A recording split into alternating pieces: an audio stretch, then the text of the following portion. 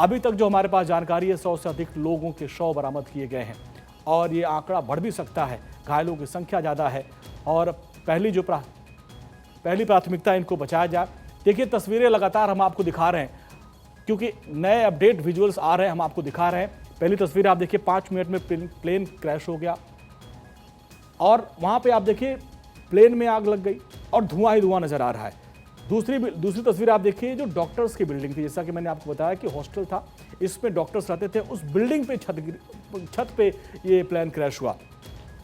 Plane crash होने के बाद तीसरी तस्वीर आप देखिए धुआं ही धुआं आपको नजर आ रहा है। दूर से कई किलोमीटर दूर से आपको आसमान में धुआं ही धुआं नजर आ रहा था।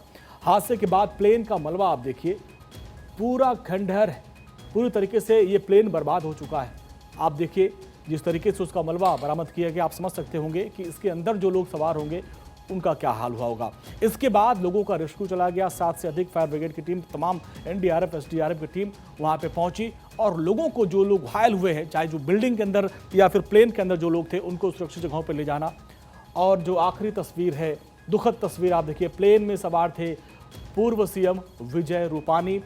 एक लेडी देखिए वो सेल्फी ले रही थी, उस सेल्फी में उनकी तस्वीर पीछे है, वो बैठे हुए हैं टी शर्ट पहने। और अब जिस वक्त जो है ये हादसा हुआ उस वक्त भी वो भी सफ़र कर रहे थे।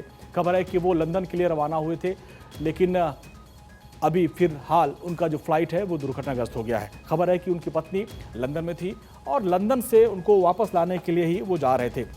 तो कैप्टन सुमित सभरवाल के पास पूरी कमान थी, वही इसको उड़ा रहे थे और उनके बारे में कहा जाता है कि बहुत ही एक्सपीरियंस पायलट थे वो।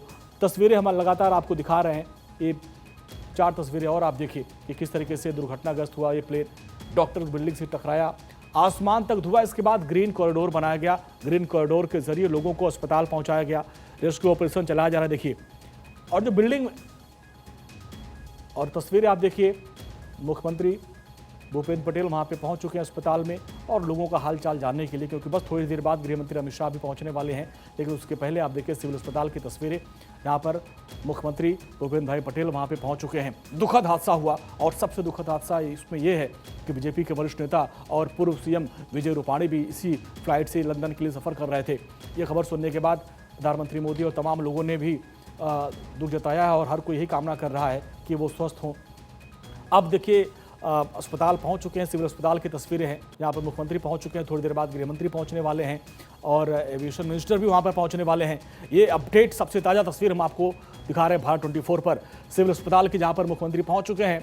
दुखद हादसा हुआ और तस्वीरें आप देखिए किस तरीके से धुआं ही धुआं आपको नजर आ रहा है और इस हादसे में मरने वालों की संख्या लगातार बढ़ती जा रही है और किस तरीके से हादसा हुआ उसकी पूरी जानकारी हम लगातार आपको दे ही रहे हैं। लेकिन मैं आपको बता रहा था कि कैप्टन सभरवाल के बारे में। कैप्टन सभरवाल ही इसके इंचार्ज थे, वही फ्लाइट को लेकर जा रहे थे और उस वक्त उनको इस चीज़ का आभास हो गया था कि यहाँ पे कुछ गड़बड़ है। उन्होंने वीडियो कॉल किया एटीसी को, लेकिन जब तक उन तक कोई सपोर्ट पहुँच पाता, प्लेन दुर्घटनाग्रस्त हो गया और वो एक बिल्डिंग पे टकराया, दीवार, बाउंड्री वॉल को टकराते हुए एक बिल्डिंग पे जा गिरा और वहाँ की तस्वीरें आपके सामने हैं।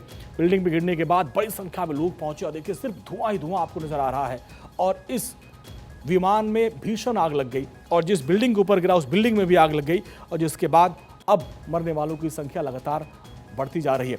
राष्ट्रपति द्रौपदी मुर्मू ने भी अहमदाबाद हादसे पर दुख जताया है।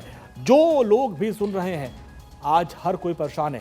राष्ट्रपति ने लिखा कि विमान हादसे के बारे में जानकर बहुत दुखी हूं।